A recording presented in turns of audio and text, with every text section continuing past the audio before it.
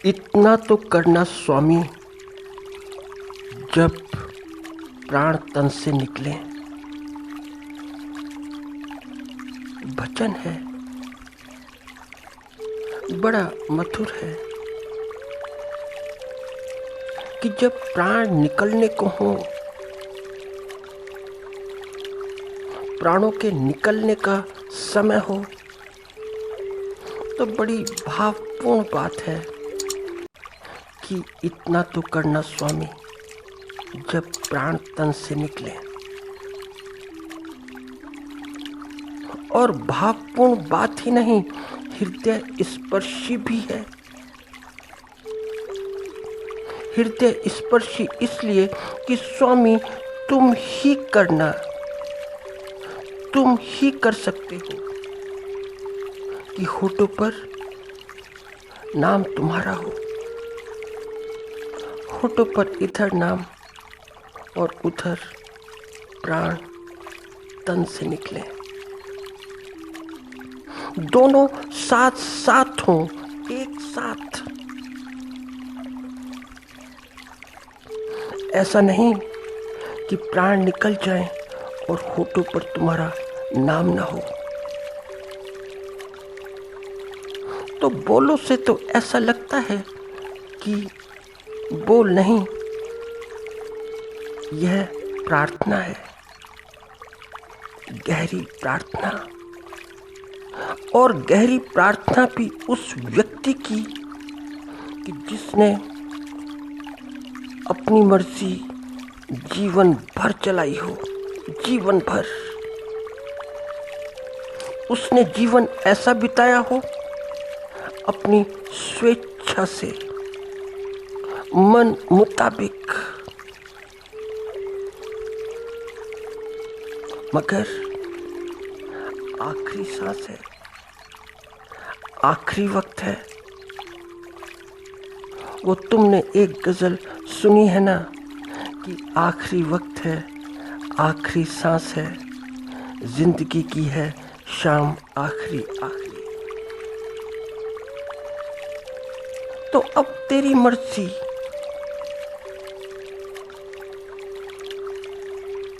तू कर। ये प्रार्थना के स्वर है, मगर यहाँ पर विरोधाभास भी है, बड़ा विरोधाभास। और विरोधाभास उन लोगों के लिए है कि जो भजन सुनते हैं, उनके लिए, जो रोज इस भजन को टीवी पर चला लेते हैं, मोबाइल पर लगा लेते हैं, लैपटॉप पर ऑन कर लेते हैं, उनके लिए। तो जीवन भर तो तुम्हारी मर्जी चली, तुम्हारी, और अब भी तुम्हारी मर्जी चलती है।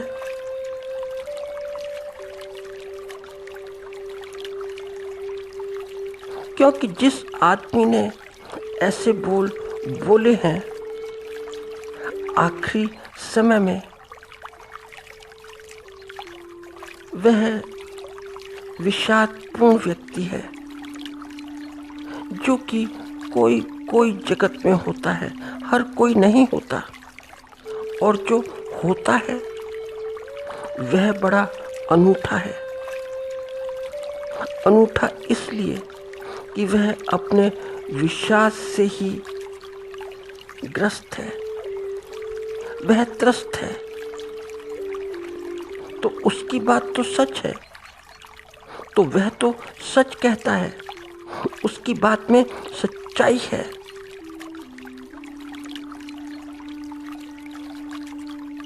मगर उसका सच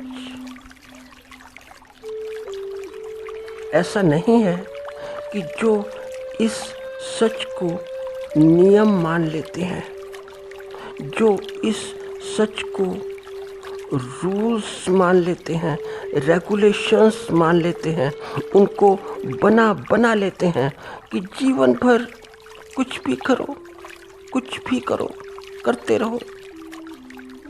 जीवन भर वह करो कि जो मन के मुताबिक हो। तो जीवन भर तो मन के मुताबिक करो, मन के अनुसार करो। बस आखिरी पल, आखिरी सांस, उसी में सब कुछ हो जाता है कि जब प्राण तन से निकले, इतना पर्याप्त है। तो अभी तो सांस भी है, सांसें हैं तो तन भी है, सांसें भी, तन भी, जीवित भी हो, सब कुछ है। मगर रोज सुनते हो कि जब प्राण तन से निकले तो तेरा नाम हो होठों पर। तो तुम तो अभी जीवित हो, अभी नाम लेने में क्या समस्या है? कौन सी प्रॉब्लम है? कौन सी अड़चन है? कौन सा ऑब्स्टेकल है? क्या बैरियर है? तुम्हें कौन रोकता है नाम लेने से? तो अभी ले लो। मगर नहीं, हृदय नाम नहीं लेता।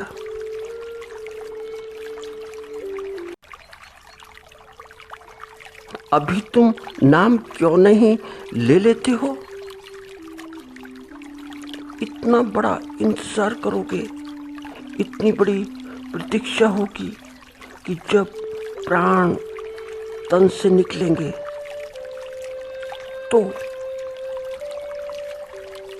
तो जब प्राण तन से निकलेंगे तो भी तुम नहीं बोलोगे, तो भी तुम नहीं पुकारोगे, तो भी तुम्हारी आवाज अपनी नहीं होगी। रिकॉर्डिंग सारी की सारी भजन की होगी, रिकॉर्डेड भजन सुने जाएंगे।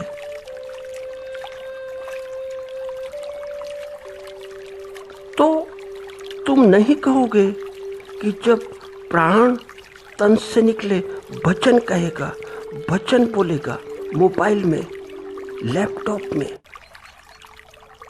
टीवी में कि स्वामी तुम ही करो, तुम ही कर सकते हो और करना तुम्हें ही है, क्योंकि मैं तो कुछ भी नहीं करूँगा।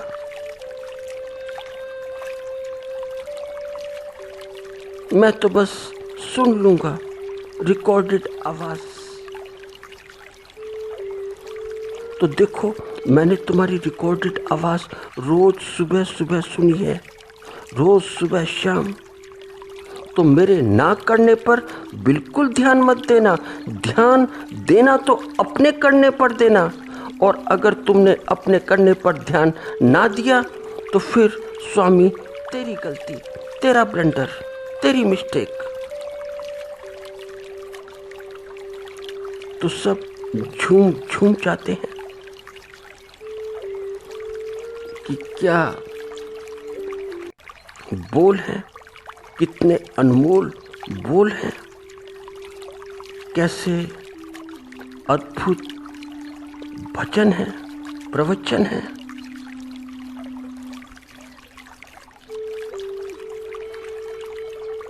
यही तो विरोधाभास है जीवन में।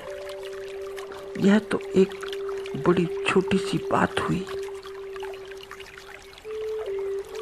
विरोधाभास इसलिए कि सच में अगर किसी को जीवन के अंत में ऐसा अनुभव हो गया हो तो वह तो अश्रुपूर्ण हो ही जाएगा, आंसुओं से भीग ही जाएगा।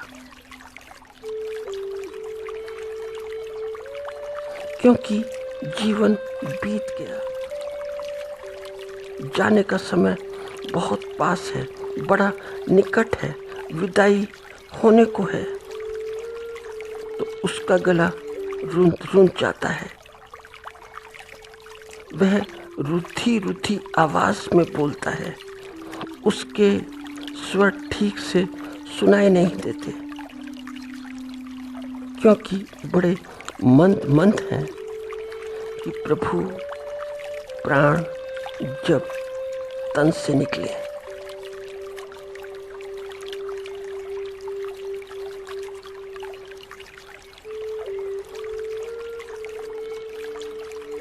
तो वह जानता है उसकी बड़ी असहाय अवस्था है, बड़ी असहाय स्थिति है, असहज बिल्कुल, कि मैं तो कुछ भी नहीं कर सका, मुझसे जीवन भर कुछ भी नहीं हो पाया, तो अब तू ही कर दे।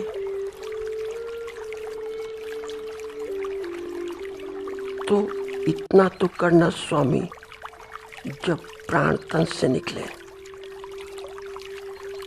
यह हृदय की आवाज है, हृदय की पुकार है, प्राणों की चीख है कि मैं क्या करूं।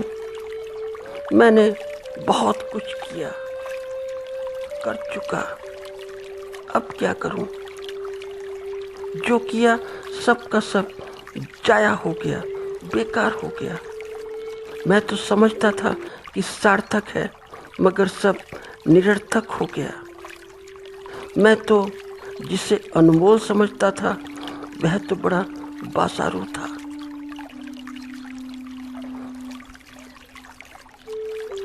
अब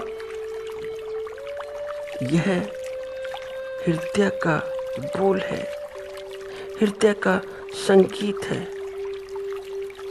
हृदय गाता है और हृदय ऐसा गाता है कि बिना साज के, बिना श्रोताओं के।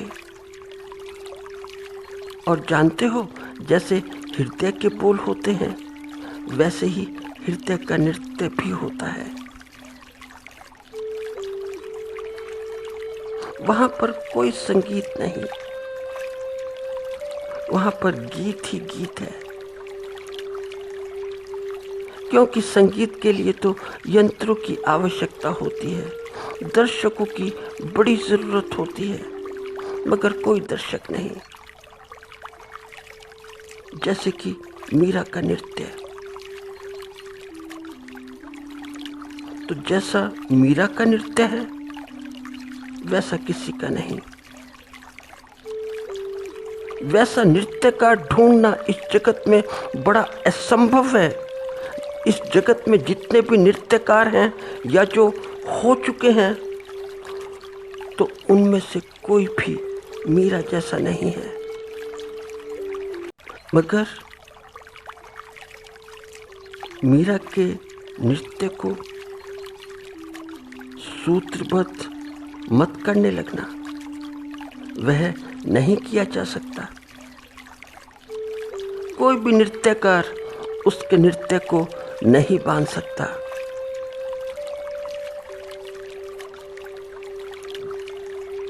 ऐसे ही कि जो रोज रोज भजन सुनता है, ऐसे भजन सुबह शाम कि इतना तो करना स्वामी जब प्राण तन से निकले।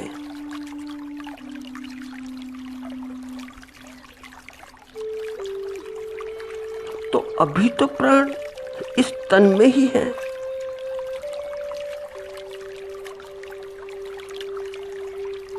इस रिकॉर्ड को बंद करो,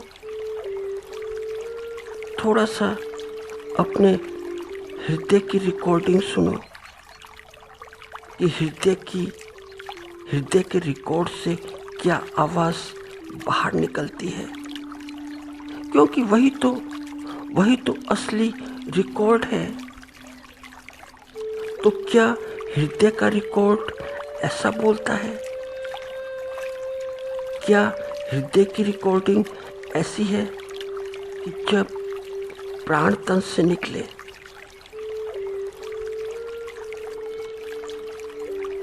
हृदय का रिकॉर्ड तो नहीं बजता, मगर बाहर का बजता है। तो जो बाहर का बजता है तो फिर कान भी सुन लेते हैं, और अपने ही कान नहीं, और कान भी, पूरे परिवार के कान भी, और पड़ोसियों के कान भी, क्योंकि ध्वनि बड़ी तेज तेज है। तो सब समझते हैं, तो परिवार भी समझता है कि कितने धार्मिक हैं, और पड़ोसी भी ऐसा ही जानते हैं कि बड़ा धार्मिक व्यक्ति हमारे पड़ोस में रहता है, कि इसके पैर छू लो, यह तो बड़ा आदरणीय है, बड़ा पूजनीय है। क्योंकि रोज सुबह सुबह सुनते हैं, ऐसा सुनते हैं कि इतना तो करना स्वामी जब प्राण तन से निकले।